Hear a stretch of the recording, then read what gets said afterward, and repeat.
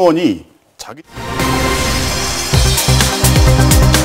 시골 판사를 자청하며 여수시 법원 판사로 첫 발을 내디딘 박보영 전 대법관의 출근길이 험난했습니다. 대법관 재직 시절 내렸던 판결에 대해 노동자들의 항의가 거셌기 때문입니다. 쿠웨이트로 출장을 다녀온 남성이 메르스에 걸렸습니다. 이 남성이 귀국할 때 한 비행기에 있거나 바로 옆자리에 앉은 사람들이 여수와 광주에 있어 보건당국이 긴장하고 있습니다. 추석이 2주 앞으로 다가온 가운데 누구보다 힘든 사람들이 있습니다. 상습적인 불법 초과 근무에 나설 수밖에 없는 우편 집배원들입니다. 이들이 제도 개선을 요구하고 나섰습니다.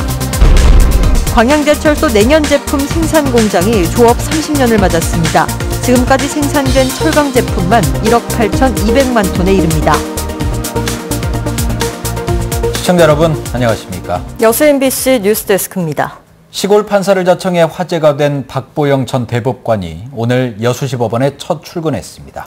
하지만 수많은 노동자들이 대법관 재직 시절 내렸던 판결에 대해 항의하고 나서면서 험난한 출근길이었습니다. 김종수 기자입니다. 전남 순천 출신으로 최근 퇴임한 박보영 전 대법관. 흔한 정관 예우를 뒤로하고 중소도시의 법관에 지원했다는 사실이 알려지면서 각계각층의 긍정적 반응이 잇따랐습니다. 그러나 박 전 대법관의 첫 출근길은 순탄치 않았습니다.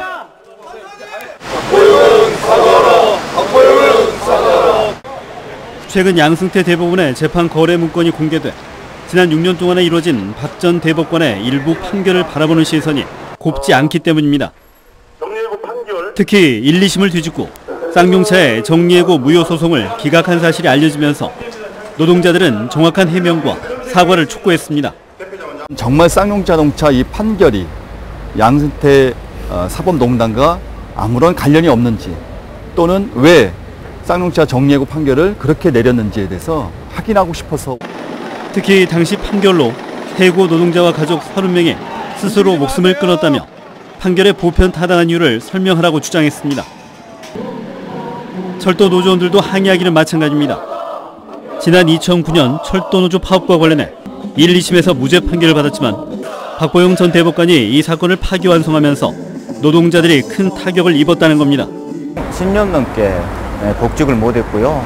그리고 100억에 가까운 손해배상과 가압류로 모든 조합원들이 시달려야 했고요. 철도 해고자 한 분이 미안하다는 말만 남기고 저 세상을 떠난 바가 있습니다. 이런 가운데 노동자들의 면담 요구에도 여전히 박 전 대법관은 침묵을 지키고 있습니다. 전직 대법관의 낮은 행보와 재임 기간 이루어졌던 판결에 대한 시선이 엇갈리고 있는 가운데 첫 출근길엔 충돌을 막기 위해 수십여 명의 경찰과 경호 인력이 동원됐습니다. MBC 뉴스 김종수입니다. 쿠웨이트로 출장을 다녀온 한 60대 남성이 최근 메르스 확진 판정을 받았죠. 이 남성이 귀국할 때 비행기 바로 옆자리에 앉은 직장 동료가 광주에 거주하고 있어 보건당국이 긴장하고 있습니다. 정용욱 기자입니다. 쿠웨이트로 출장을 갔다 메르스 확진 판정을 받은 60대 남성 A씨.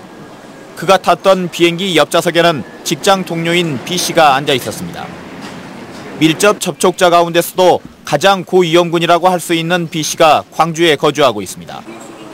현재 자택에서 격리 중인 B씨에게 발열이나 설사 등 이상 증상이 나타나고 있진 않습니다. 하지만 메르스 잠복기가 길게는 2주일에 이르는 만큼 아직 안심하기에는 이른 상황입니다. 추석이 가까우니까 만약에 이게 더 퍼지면 안 돼서 저희들이 더 극도로 신경을 쓰고 있고요. 추석 전에는 마무리가 될 것 같습니다. 보건당국은 B씨가 인천공항에서 광주까지 버스로 이동한 만큼 만일의 상황에 대비해 버스 탑승객들도 파악 중에 있습니다. 또 광주 전남에 머물고 있는 일상 접촉자 13명에 대해서도 이상 유무를 관찰하고 있습니다. 이들은 메르스 감염자인 A씨와 같은 비행기에 탔지만 자리가 떨어져 있던 탑승객들입니다. 보건당국은 메르스의 경우 잠복기 시기에는 감염력이 없다고 밝혔습니다. 하지만 3년 전 메르스의 전파력을 목격한 지역민들은 불안 속에 상황을 예의주시하고 있습니다. MBC 뉴스 정용욱입니다. 이런 가운데 여수에 사는 한 20대 여성도 확진 환자와 함께 비행기를 탔던 것으로 확인됐습니다. 이에 따라 여수시 보건소는 해당 여성을 일상 접촉자로 분류하고 하루 2차례 전화를 통해 메르스 의심 증상 유무를 확인하고 있으며 현재까지 특이사항은 발견되지 않았다고 밝혔습니다. 또 오는 22일까지 별다른 증상이 없으면 모니터링을 종료할 예정이라고 덧붙였습니다. 국내에서 메르스 확진 환자가 발생하면서 지자체의 대응도 빨라지고 있습니다. 순천시는 긴급 대책회의를 열어 발생 상황과 대응 방안을 논의하고 앞으로 관계기관 협력을 통해 예방 활동을 강화할 계획입니다. 특히 중동 지역을 방문한 뒤 2주 이내 발열과 기침 등의 증상이 나타나면 질병관리본부를 비롯해 관내 의료기관에 신고해 줄 것도 당부했습니다. 광양제철소 냉연 제품 생산 공장이 조업 30년을 맞았습니다. 광양제철소 냉연부는 지난 1989년 1월 1냉연 공장을 시작으로 1997년 8월 4냉연 공장을 종합 준공했으며 지금까지 1억 8,200만 톤의 철강 제품을 생산한 것으로 확인됐습니다. 광양제철소는 새로운 30년과 안전 조업을 위해 100% 표준 준수와 핵심 조업 기술 개발 등 혁신에 나서기로 했습니다. 추석을 앞두고 농축산물 부정 유통을 막기 위해 특별 단속이 실시됩니다. 농산물 품질관리원과 각 지자체는 오는 19일까지 관내 전통시장과 식육점 등을 대상으로 농축산물의 원산지 표시 여부를 단속하고 적발 시 과태료 부과 등 행정처분과 고발 조치에 나설 계획입니다. 현행법에 따르면 원산지 미표시는 최대 1,000만 원 이하의 과태료가 부과되며 거짓 표시는 7년 이하의 징역이나 1억 원 이하의 벌금형에 처해집니다. 추석이 2주 앞으로 다가왔습니다. 그런데 명절이 그리 반갑지 않은 사람들이 있는데요. 바로 우편물을 배달하는 집배원들입니다. 상습적인 불법 초과 근무를 근절해야 한다며 목소리를 높이고 있습니다. 조희원 기자가 취재했습니다. 평등하고 살맛없는 노동 현장으로 바꾸자! 이른 아침 집배 노조원들이 한자리에 모여 집회를 열었습니다. 노조원들은 상습적인 장시간 근무와 살인적인 업무량, 무급 초과 근로를 근절해야 한다고 주장했습니다. 광양지부 노조는 특히 광양지부에서 이 같은 부당 노동 행위가 심각하다고 강조했습니다. 아파도 쉴 수 없고 다리가 부러져도 기부스를 하고 나와서 일을 해야 될 그런 상태입니다. 무료노동, 무임금은 예전부터 진행되었던 일들이었고 집배 노조원들은 연휴 때면 하루 12시간 이상 일해야 한다며 인력을 증원해달라고 요구했습니다. 또 광양지부가 지난해 총괄국장이 필요하다고 판단할 경우 순환근무자를 선정할 수 있다는 내규를 만들어 인사권을 남용하고 있다고도 지적했습니다. 특히 배달이 주 업무인 노동자들에게 보험 실적을 강요하는 등 부당 노동 행위가 만연한 상황이라며 목소리를 높였습니다.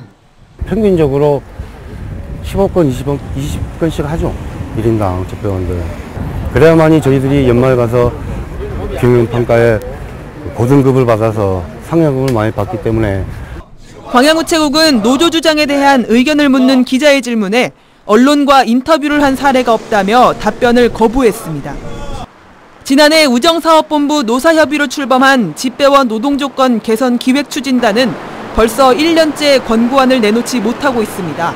이런 가운데 전국에서 업무상 재외로 숨진 집배원은 올해만 벌써 15명에 이르는 것으로 집계됐습니다. MBC 뉴스 조희원입니다.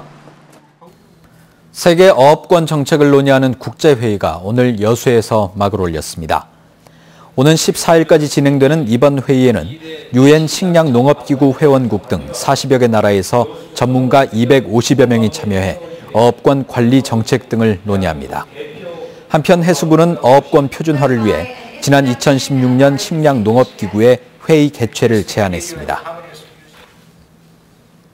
순천시가 아시안게임에 참가한 선수들을 초청해 감사의 뜻을 전했습니다.